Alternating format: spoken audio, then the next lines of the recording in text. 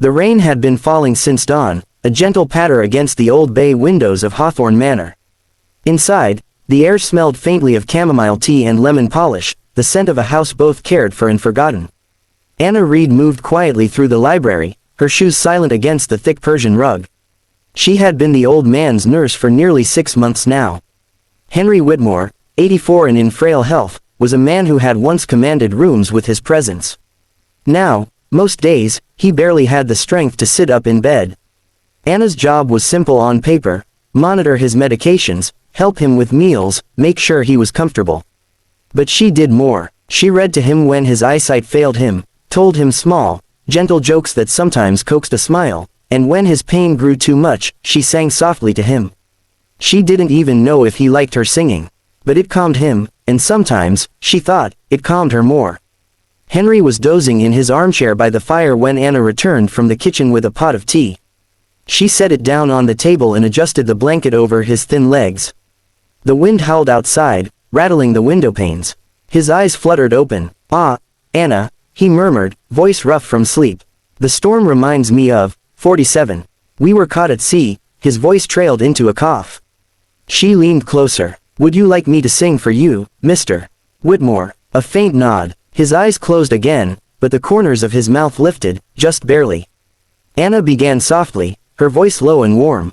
It was an old folk song her grandmother had sung to her, about homecoming and hope. Her voice carried through the library, wrapping the firelit room in something like peace. She didn't notice the tall figure standing in the shadow of the doorway. Ethan Whitmore had come to Hawthorne Manor unannounced. It had been months since he last visited his father, too many months, he realized. His company's expansion overseas had consumed his days and nights, leaving little time for anything else. But lately, a gnawing guilt had taken root. When he stepped inside the manor, he expected the air of stale silence he remembered. Instead, he heard music, a voice, clear and untrained, but rich with feeling. He followed the sound, stopping just short of the library doorway. There, he saw the young woman in the nurse's uniform, her head bent slightly, eyes soft, her voice wrapping around his father like a blanket. And his father, who had been nothing but bitter and silent during Ethan's last visits, looked peaceful. Ethan stood still, watching, not wanting to break the moment. He'd paid for nurses before, efficient, clinical, always polite, but this was different. There was no clock watching in her manner, no sense of obligation. She sang as if it mattered. When the song ended, Anna looked down at Henry, who had drifted back into sleep. She reached for the teapot and poured him a cup, letting it cool before setting it near his hand. "That was beautiful," a voice said from the doorway. Anna jumped slightly, spinning to see a man she didn't recognize. Tall, impeccably dressed in a tailored navy coat, with the kind of presence that instantly spoke of authority. I didn't know anyone was there," she said quickly, a faint blush on her cheeks. "I'm Ethan Whitmore," he said. "Henry's son." Anna straightened. "Of course, Mr. Whitmore. I'm Anna Reed, your father's nurse." His gaze softened. "He seems better," Ethan said quietly. "I've never seen him this relaxed in years." "It's just the song," Anna replied modestly. "He doesn't always sleep well." "Maybe it's not just the song," Ethan said, watching her. There was something in her voice when she sang, something he couldn't put into words, that had clearly reached his father in a way medicine never had. Over the next week, Ethan stayed at the manor. He had planned for only a quick visit, but each day he found himself lingering.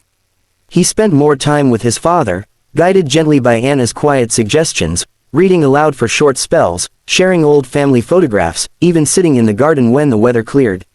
Henry seemed to grow more engaged, his eyes brighter, his wit occasionally flickering back to life. One afternoon, Ethan came into the library to find Anna and his father laughing over a story from Henry's youth, something about a fishing trip gone wrong.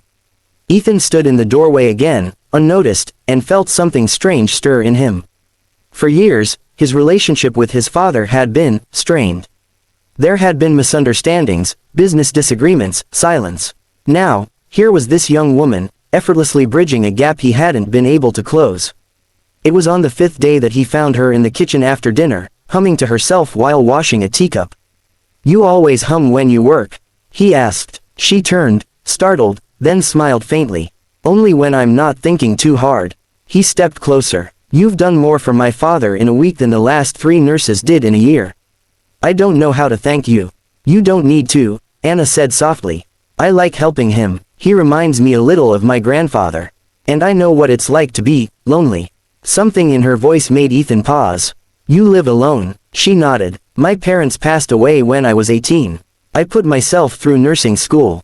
I've had to keep moving ever since. Ethan studied her for a moment, sensing there was more to her story, but he didn't press. One evening, a storm knocked out the power. The manor was plunged into darkness, save for the flicker of the fireplace. Henry was restless, muttering in his sleep. Anna sat beside him and began to sing again, her voice steady even as thunder rumbled outside. Ethan sat in the shadows, listening. When she finished, he spoke quietly. You could have been a singer. She shook her head. I'm not trained. That doesn't matter. You sing like you mean it. People feel that. She met his gaze, surprised by the warmth there. 2 days later, Ethan received a call from his office. A major deal required his attention in the city. He would have to leave. That morning, before he left, he found Anna in the garden, tending to the roses Henry loved. I'll be back soon, he told her. And, when I do, I'd like to talk to you. About something important. She frowned slightly. Important, he smiled. You'll see. It was nearly 3 weeks before he returned. When he walked into the library, Henry was sitting upright, a plaid blanket over his knees, eyes alert. Ethan, Henry said, with something like pride in his voice.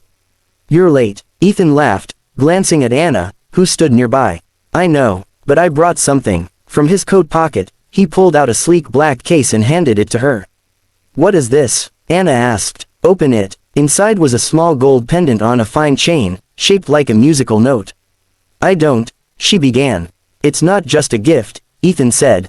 While I was away, I kept thinking about you. About the way you cared for my father, not because it's your job, but because you wanted to.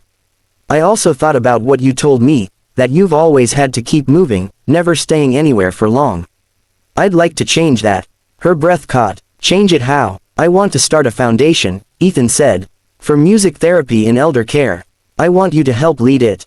You can keep working with my father if you like, but this would give you the chance to reach hundreds of others. You'd have a salary, resources, a team.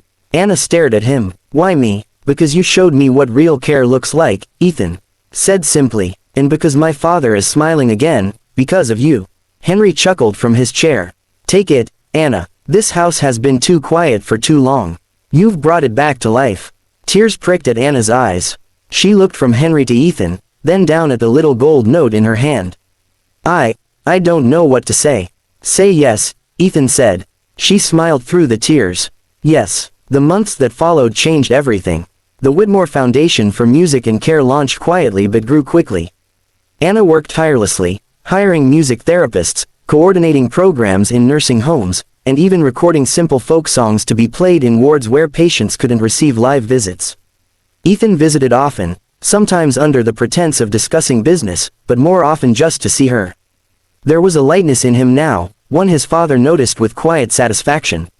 Henry lived another year, each day brighter than the last. On his final afternoon, Anna sang to him one last time. Ethan sat beside her, holding his father's hand. When Henry passed, it was peaceful. 6 months later, the foundation's work had reached dozens of facilities. Anna, now its director, traveled frequently to train staff and expand programs. Ethan was never far away, often accompanying her. One evening, after a long day visiting a care home, they returned to the manor. The library fire was burning, the rain falling against the windows, just as it had that first night. Ethan handed her a cup of tea. You know, he said, if I hadn't walked in on you singing that night, none of this would have happened. She laughed softly. I suppose you could say the same for me. They sat in companionable silence for a moment, the fire crackling between them. Then Ethan set down his cup, took her hand, and said, Anna, there's one more thing I'd like to change about your life. She looked at him, eyes wide, as he pulled a small velvet box from his pocket. By the time the next spring came, the roses in the garden were blooming again, and Hawthorne Manor was filled with music and laughter once more. Anna was no longer the lonely nurse who had arrived in the rain months before. She was the heart of a movement, the bridge between a father and son, and the woman who had unknowingly changed 2 lives just by singing softly in a quiet old room. And somewhere deep down, She knew, sometimes, the smallest kindness can open the largest doors.